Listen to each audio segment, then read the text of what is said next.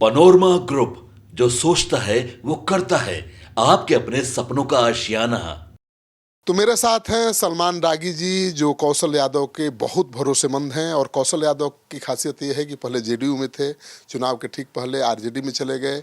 दोनों पत्नियां चुनाव मैदान में हैं। कैसा माहौल है इस बार? बहुत अच्छा माहौल है, बहुत शानदार।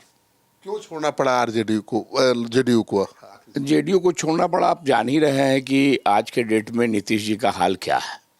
1 साल पहले से नीतीश जी कोई काम पार्टी का ना कर पा रहे हैं, ना कुछ कोई काम नहीं कर पा रहे। तो हम लोग को लगा कि अब इस दल में रहना मुनासिब, चूँकि उनके अलावे तो जेडीयू में कोई है ही नहीं।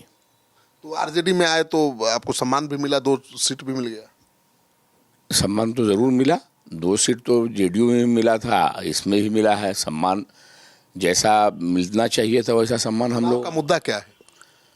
बिहार को नया बिहार बनाना है, तेजस्वी जी को लाना है, नया बिहार बनाना है। और क्या आप देख ही रहे हैं कि तेजस्वी जी का हाल 17 महीने में उन्होंने क्या किया बिहार के लिए। और 20 बरस चल रही है सरकार, उसमें क्या हुआ। इसलिए नौजवानों की नौकरी, बिहार की बदहाली को ऊपर लाना, बिहार को आगे ले जाना, इसके लिए चुनाव हम लोग चाहते हैं कि मैं तेजस्वी जी की सरकार बने।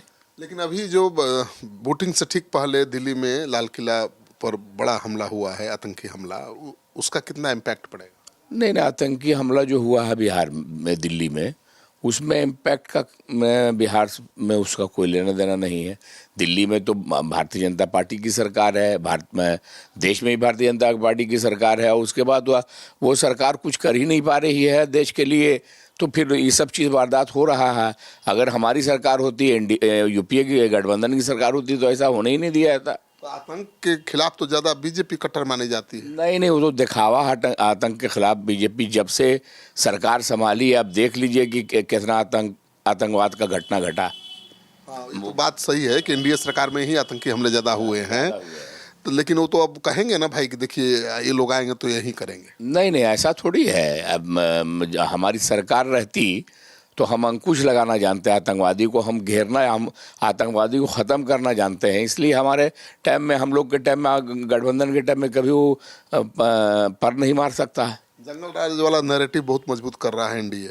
ना, जंगल राज वाला तो कहानी बहुत पुराना हो गया। जंगल राज का कोई मामला ही नहीं है। आज के डेट में जो वारदात हो रहा है वो पहले से कहीं ज़्यादा वारदात हो रहा है। ऐसा कोई मामला ही नहीं जंगल राज का। तो ये तो तेजस्वी जी को रोकने के लिए एक नैरेटिव तैयार किया गया है। और कई जगहों पर आपके पार्टी के कार्यकर्ताओं द्वारा वोटरों के साथ मारपीट की गई है, एक की तो हत्या भी हो गई है, उसको भी मुद्दा बना रही बीजेपी। नहीं, ऐसा कोई बात नहीं है, कहीं मारपीट नहीं हुआ है। चुनाव के दरमियान तो हल्का फल्का नोकझोंक होता है, कहीं कोई दिक्कत नहीं है, कहीं कोई तरह की बात नहीं हो रही है। तो इनका कहना है कि सलमान जी का कि जो जंगल राज का नैरेटिव है बीजेपी सेट करने की कोशिश कर रही है वो नहीं होगा।